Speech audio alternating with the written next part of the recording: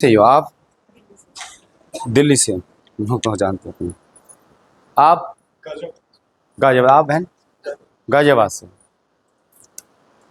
बोल सच्चे दरबार की, बाबा भोलेनाथ की, माता पार्वती की, हर हर महादेव। आप श्री सिद्धि विष्णु शक्ति धाम में, चाहे आपको पता होगा, किसी को यूट्यूब से पता चला होगा, किसी ने बताया होगा, है ना। जो पहली बार आए हैं वो, उनमें से कितने ऐसे बच्चे हैं जो किसी और अन्य चौकी से दरबार से आए हैं? बच्चे, आप किसी अन्य दरबार से पहले गए हुए हो? आप भी, आप भी, आप भी, आप लोग, आप भी, मतलब सारे गए हुए हैं, है ना। मतलब घूम घूम के आ रहे हो। तो क्या सोचा है, यहाँ से भी घूमना है कहीं? नहीं, अब वाइब्रेट कर लो, साइलेंट कर लो, बिल्कुल वाइब्रेशन पे लगा लो, बजना नहीं चाहिए किसी का फोन। श्री सिद्धि विष्णु शक्ति धाम में आने का आपका जो रीज़न है, मैं आपको एक बात साफ साफ शब्दों में बता दूं बेटा। अगर आप ये सोच के आए हो कि यहाँ पर कोई श्री सिद्धपीठ इसलिए है क्योंकि ये स्थान बाबा जी ने स्वयं चुना है, ठीक है। इस स्थान को, यहाँ पर बाबा जी का मंदिर बने, बाबा जी विराजमान हो, ये बाबा जी ने स्वयं चुना है ये धाम। इसलिए इस श्री सिद्धपीठ शिव शक्ति धाम है, जो कि बाबा जी ने स्वयं नाम दिया, और झंडे वाला मंदिर इसको कहते हैं। यहाँ पर क्या क्या ठीक होता है और क्या क्या नहीं होता, वो सुन लो ध्यान से। श्री सिद्धि विष्णु शक्ति धाम में आप कहीं और भी गए होंगे, आपके अलग अलग एक्सपीरियंसेस होंगे कि वहाँ पे ये था, वहाँ पे ये था, फलाना डैका। पहली बात तो दरबार निःशुल्क है। आप में से किसी से पैसा लिया गया बच्चा? किसी से, किसी सेवादार ने आपसे बोला पैसे दो जब एंट्री करने देंगे? या किसी ने ऐसा बोला हो कि ये लाओगे तभी एंट्री होगी? तो शरीर के दर्द हो, पितरों की दिक्कत हो, चाहे वो पैरों की दिक्कत हो, चाहे वो शारीरिक परेशानियां हो, कैंसर से जुड़ी हुई दिक्कतें भी ठीक हुई हैं बाबा जी के आशीर्वाद से, ठीक है। कौन करता है? वो बैठे हैं वो करने वाले, ठीक। दूसरी बात, यहां पर जो होता है वो होता है, अगर आपके ऊपर भूत है, प्रेत है, जिन है, मशान है, तंत्र कर रखा है, वो डेफिनेटली ठीक होगा यहाँ पे। आ रहा समझ में? अरे आ रहा भाई साहब। अगर किसी को भूत प्रेत से जुड़ी समस्या है, कोई तांत्रिक आप आ रहा है, दरबार के नियम कर रहा है, किसी की औकात नहीं है उसके ऊपर तंत्र हो जाए दोबारा। आपके अंदर श्रद्धा हो कि बाबा जी के धाम में आपको आना है, बस।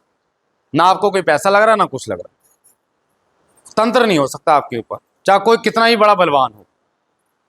दूसरी बात, यहां पर शारीरिक आपको पीड़ा है, आपके पैरों में दर्द है, शरीर में दर्द है, जा नहीं रहे हैं, दवाइयां नहीं लग रही हैं, आपके पितृ रुष्ट हैं, कुलदेवी कुल देवता रुष्ट है, सही मार्ग नहीं मिल रहा, भगवती आती है बोलती नहीं है, सवारी आती है पता नहीं है, मार्गदर्शन चाहिए, सारा दरबार से मिलता है। आ रहा समझ में आपको? आ रहा भाई साहब समझ में? क्या नाम है? दवाई नहीं लग रही है, बच्चे की कोई परेशानी हो रही है, बच्चे होने में परेशानी हो रही है, या कोई अड़चन आ रही है, या आपका कोई जानकार आपके ऊपर बार बार तंत्र कर रहा है, 100% वो ठीक होगा। ये बाबा जी कृपा करते हैं, होगा ये काम, होगा, शरीर के दर्द ठीक होंगे। अब करना क्या है ये भी सुन लो। आपको नियमित दरबार आना होगा, नियमित। अगर आप चाहते हैं ना, आप अगर कुछ चाहते हैं तो कुछ करना पड़ेगा, कुछ खोना नहीं पड़ेगा। कुछ पाने के लिए कुछ खोना नहीं पड़ता, कुछ करना पड़ता है, और वो है बाबा जी के चरणों की सेवा करना, है ना, सबसे इंपॉर्टेंट चीज। अगर आप दरबार में नियमित रूप से आ रहे हैं, हाजिरी दे रहे हैं, 100% आपका कोई ऐसा काम नहीं होगा जो ना हो बने। चाहे वो कोर्ट कचहरी से जुड़ा हुआ काम हो, चाहे वो आपके घर परिवार से जुड़ा काम हो, चाहे वो देवता से जुड़ा काम हो। क्या नहीं होगा धाम में, वो सुन लो। पहला, अगर कोई व्यक्ति चुगली करता है, किसी दरबार की निंदा करता है इस दरबार से, तो बाबा जी उसको अलग कर देते हैं, साइड। आप चाहे 36 दरबार में घूम के आए हो, अगर उस दरबार की निंदा करोगे, आप जिस दरबार से आए हो, हमें उससे कोई लेना देना नहीं है, क्योंकि आप आए हो अपने लिए, है ना भाई। जिस दरबार में आप गए थे उससे हमें क्या लेना देना, वो अपनी जगह, हम अपनी जगह। तो अगर कोई निंदा करता है किसी दरबार की, किसी गुरु की निंदा करता है, तो वो दरबार से बाबा जी उसको आने ही नहीं देंगे दरबार। दूसरी बात, अगर किसी के ऊपर तंत्र हो रहा है, वो कहता है कि गुरु जी बता दो कौन कर रहा है, नहीं बताया जाएगा। नाम, मेरी बाली खो गई, मेरा घर है, बता दो नाम, नहीं पता चलेगा। बेवकूफ़ी है, कोई फायदा नहीं आने का।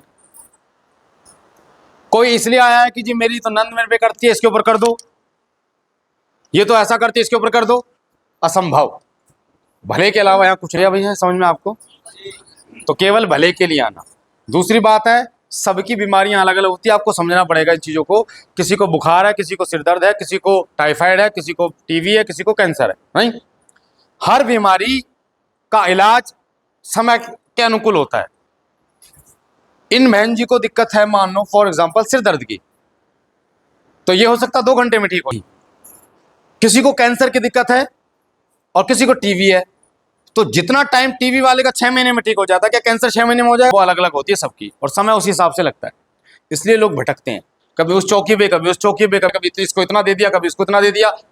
खुद को ही नहीं पता, ना खुद को पता है, कई बार उस भगत को नहीं पता होता कि उसको दिक्कत क्या है। आप सोचते हो कि वो ठीक हो गया, मैं क्यों नहीं हुआ इतने दिन में? अरे आप, उसकी परेशानी अलग हो सकती है, आपकी अलग हो सकती है। जितना टाइम उसको लगेगा, जरूर थोड़ी आपको भी उतना टाइम लगे।